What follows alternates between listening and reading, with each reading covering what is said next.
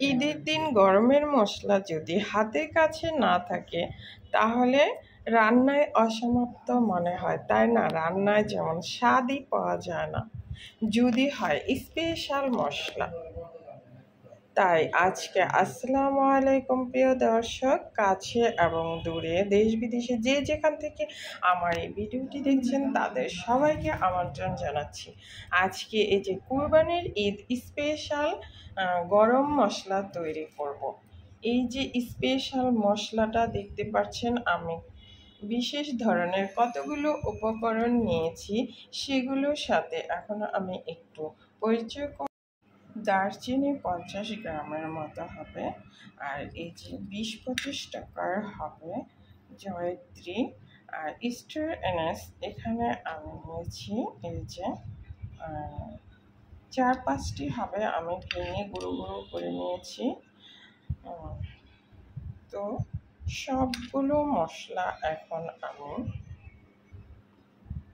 টেলে নিব এখন হালকা করে। সঠিক মেজারমেন্টে এই মশলাটা এখন আমি তৈরি করব। এখানে আমার রয়েছে 1 2 3 4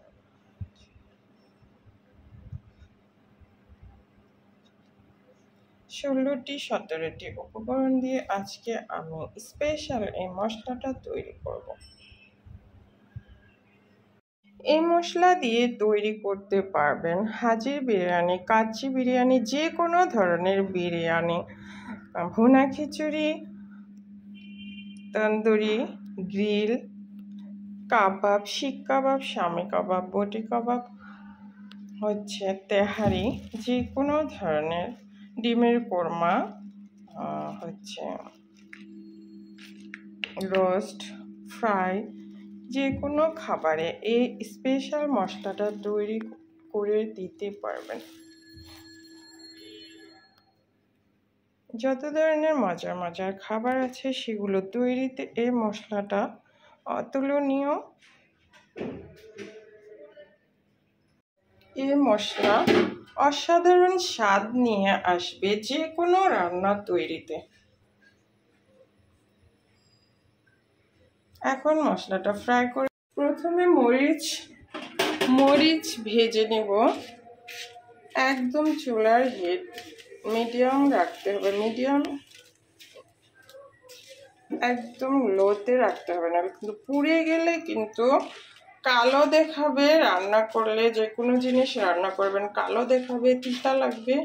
লো হিটে এগুলো ভাজতে হবে আস্তে আস্তে। চুলার আঁচ একদম কমিয়ে রেখে ভাজতে হবে।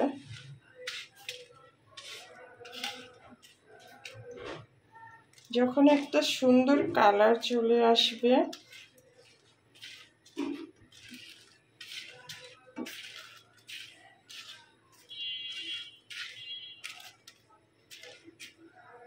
এখন এই যে তেজপাতাগুলো দিয়ে দিলাম। বড় তেজপাতা হলে 5টি নেবেন, আর ছোট যেহেতু আমি 8টি নিয়েছি।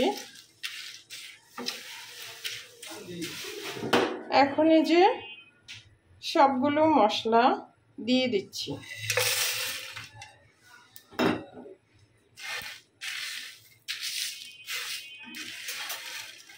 চুলার আঁচ কিন্তু একদম কমিয়ে রাখতে হবে, পুড়ে গেলে হবে না। কালারটা একটু চেঞ্জ হবে, মচমচে হবে, সে পর্যায়ে নামিয়ে নিতে হবে। তো চুলার আঁচ কম রাখতে হবে। এখন এই যে ছোট যে মশলাগুলো, গুঁড়া মশলা, এগুলো আমি নামিয়ে বড় মশলাগুলো আবার দিব।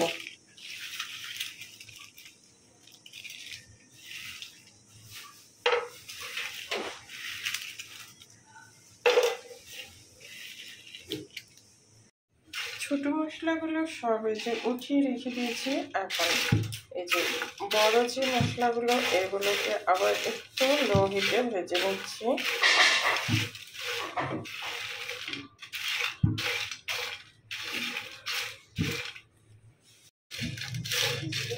সবগুলো যখন ভাজা হয়ে কালারটা চেঞ্জ হয়ে গেছে, তখন আবার গুঁড়া মশলাগুলো দিয়ে চুলা বন্ধ করে প্যানে রেখে দিব মচমচে হওয়ার জন্য।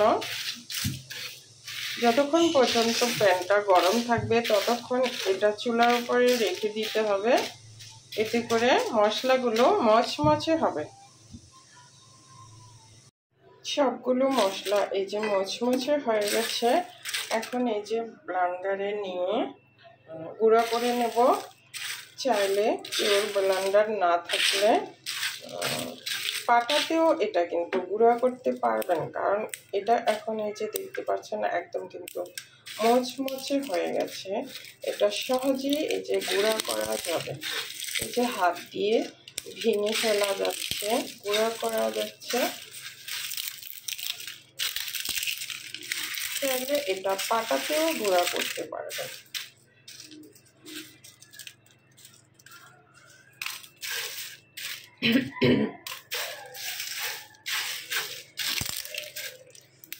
এখন এই যে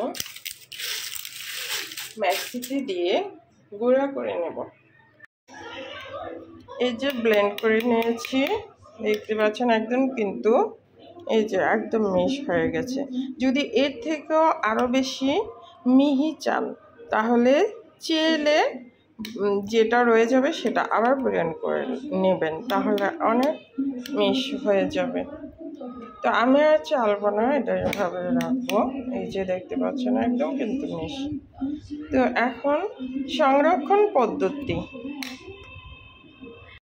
যে কোনো কাচের জারে এটা সংরক্ষণ করতে হবে। এটা 3 থেকে 6 মাস পর্যন্ত রেখে খাওয়া যাবে। যখন ব্যবহার করবেন তখন ব্যবহার করে, যখন রান্না করার সময় ব্যবহার করবেন তখন ব্যবহার করে আবার ঝাড়ের মোটকা লাগিয়ে রেখে দিতে হবে।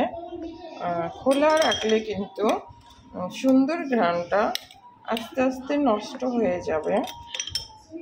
তো আমি এই যে কাচের ঝাড়ে ভরে রেখে দিচ্ছি, আমি কিন্তু ব্লেন্ড করে একটু ঠান্ডা করে নিয়েছি।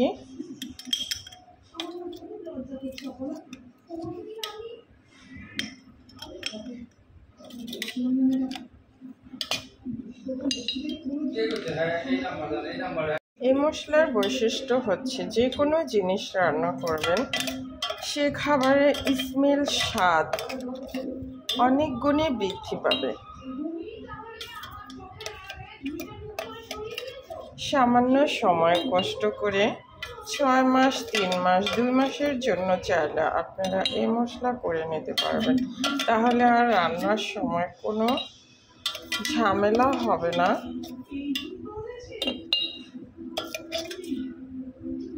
যে কোনো রান্নাতে, ডিমের কোরমা, রোস্ট, ফ্রাইতে এই মশলা ব্যবহার করতে পারবেন।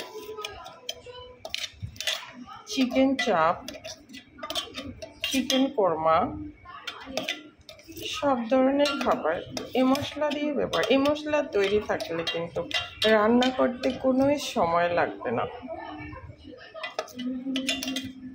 আজকে তাহলে বিদায় নিচ্ছি, আপনারা সবাই ভালো থাকবেন। সবাইকে ঈদের শুভেচ্ছা জানিয়ে আজকে বিদায় নিচ্ছি। আল্লাহ হাফেজ।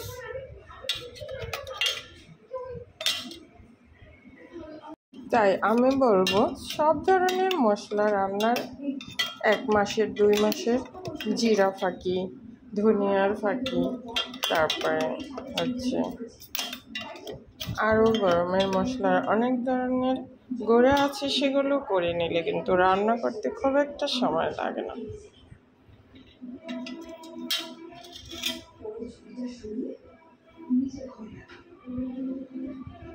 সবাইকে ধন্যবাদ।